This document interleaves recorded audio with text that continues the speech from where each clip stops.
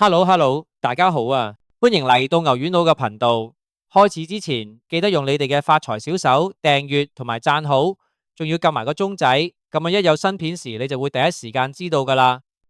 大家好啊，大家好！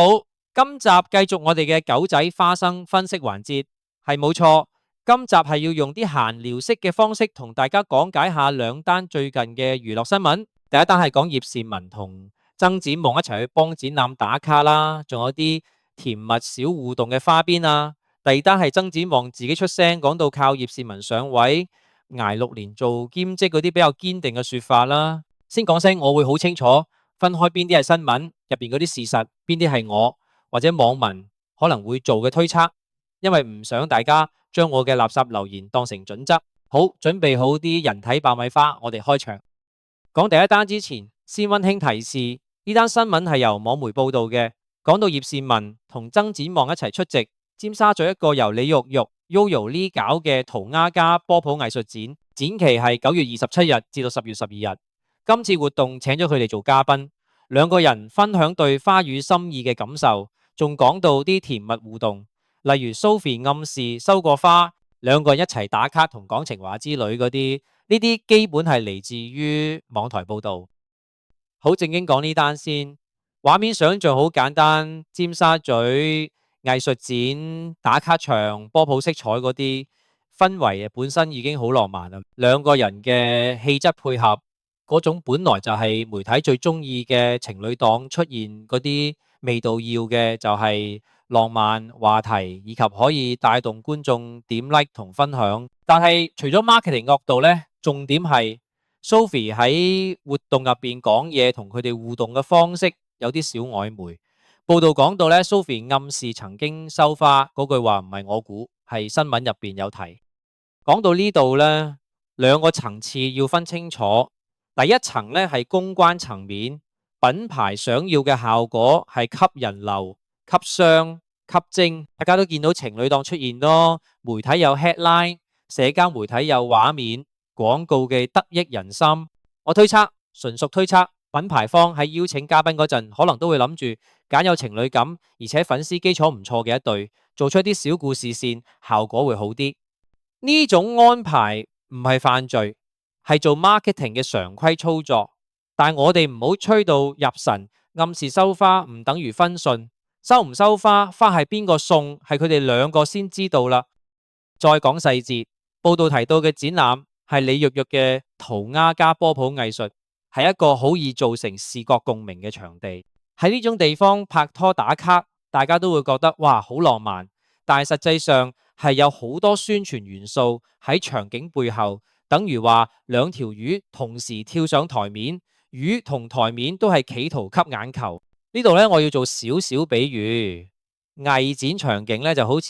甜品店入邊嗰塊霓虹燈牌，上面寫住 Love 你喺度影相，大家會認為你幸福。但係燈牌唔會幫你寫情書，燈牌只係燈牌，意思係話場景係情緒加分，但係唔係感情本身。呢個分別好重要，因為太多人遇到一個好靚嘅鏡頭就產生過度解讀，將場景誤作證據，推測有人會過度解讀。事實場地係波普展，兩人到場互動有甜蜜成分，香港01，而且Sophie 呢個人物設定有佢自己嘅公眾形象，成熟優雅，有舞台經驗，所以當佢喺公眾場合講到花語心意嗰啲，觀眾會自然連結落情感同浪漫。但切記，一個公眾人物會喺不同場合用唔同話術去管理形象，可能今次係 real feel， 可能係 for camera， 可能兩者都有嘅。有時候講得甜係尊重到場 fans 嘅期待，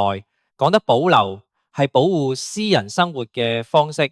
呢種講得甜同講真嘅意思係有距離嘅，大家要分清楚。呢個係我想特別強調嘅。事實係人哋講咗乜，推測就係我哋點解讀佢哋講嗰啲話。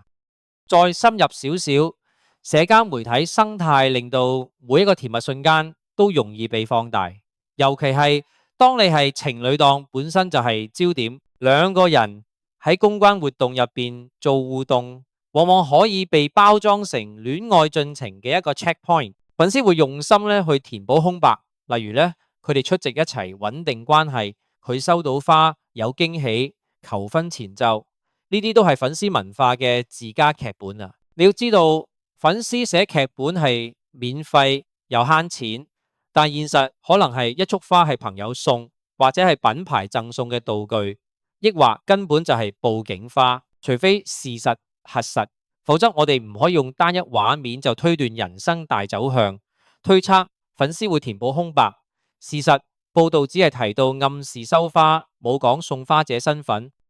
講完公關啦、場景啦同解讀，我想帶大家翻到人物權力與關係影響呢個層面。Sophie 咧作為資深藝人喺公關活動上，通常會被視作領頭羊。佢講嘅嘢、做嘅動作 ，media 會放大。有趣嘅係，當一位較資深嘅女藝人同一位相對較新或者人氣上升中嘅男藝人一齊出現，媒體同粉絲會出現一種變符變過嘅探討。呢種探討本身係社會對名氣、年齡、資源分配嘅一種投射。題外話，喺娛樂圈，所謂上位唔只係靠自己，而係靠平台、合作、緣分同 timing， 但係呢種複雜網絡先會做出一啲好事或者爭議。我唔想將 Sophie 畫成救星，亦唔想將 GM 畫成白手套，因為現實通常係共贏或者係互利合作，但係呢啲都係推測，我哋記住分呢兩樣嘢先得。好，講完第一單嘅粉墨登場同解讀層面，逐步收線。事實係兩位到場支持展覽，場景浪漫，報道提到 Sophie 有暗示收花，呢啲都有記錄。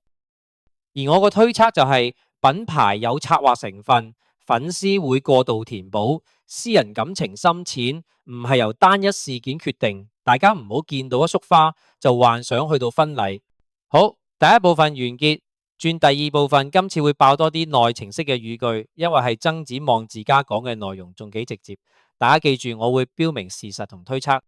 第二單新聞嘅重點係曾展望喺訪問入邊講到，認靠葉倩文上位，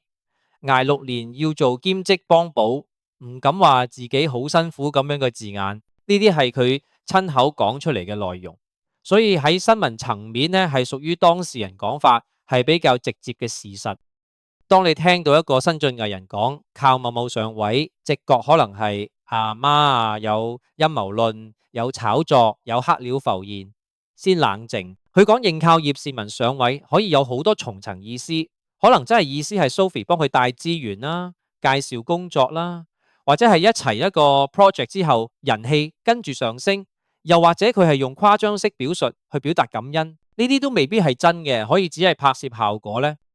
第二個重點係捱6年要做兼職幫補，呢句最直接嘅理解係曾展望喺過去6年入行過程唔易，為咗生計可能要打工做兼職，係好多打工仔都會有嘅生活寫照。喺娛樂圈，尤其是係入行初期，冇穩定收入係常態，拍戲拍唔到，廣告冇，節目未等於紅，都可能要做 part time 去支持生活。曾展望講出嚟係將個辛勞史俾公眾知，喺情感上會令人多啲共鳴，呢啲係事實。佢話過捱6年要做兼職，呢度再次要分開一個非常重要嘅層面，靠上位同捱夜辛苦唔係互相矛盾。有人會即刻跳到一個睇法，某人靠別人上位冇本事唔捱唔苦，呢個講法太簡單化。現實情況往往係大家合力互相扶持，個建議都係個人努力加時機。曾展望承認有時會靠人脈幫手，唔係話佢本身冇能力，而係承認娛樂圈本身係社交網絡密集嘅環境。呢個承認係成熟亦係誠實。仲有一點值得我花多啲時間講，曾展望話唔敢話自己好辛苦，呢句聽落矛盾，但個中可能係情緒嘅自保。點解？因為話自己辛苦好容易變成喧賓奪主，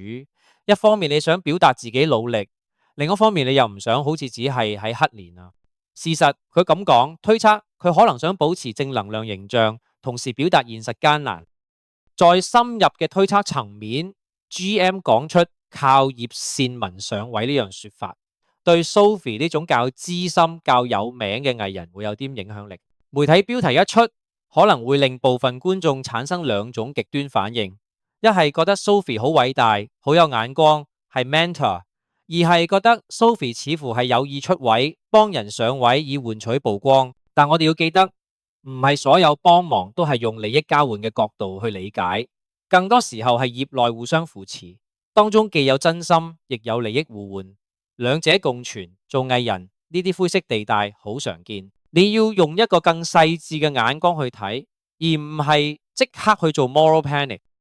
我想做一個有趣嘅比喻，娛樂圈好似一個大商場，大家係商鋪，有人係大品牌 Sophie， 有人係新鋪 GM。 新鋪要客流，可能會請大品牌幫手做活動，或者借住大品牌嘅人氣做聯乘。大品牌可能都會有好處，例